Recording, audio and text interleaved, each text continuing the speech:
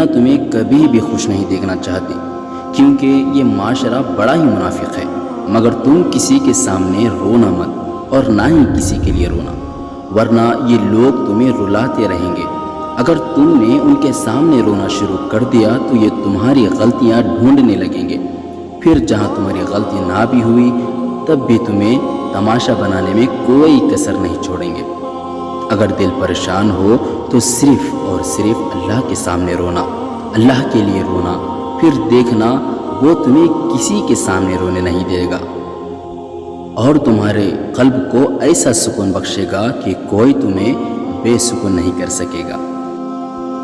کوئی کتنا بھی بڑا گنہگار کیوں نہ ہو، اللہ اس کے لیے دعا کا راستہ کبھی بند نہیں کرتا۔ وہ اپنے بندے کو نوازنے سے نہیں رکتا۔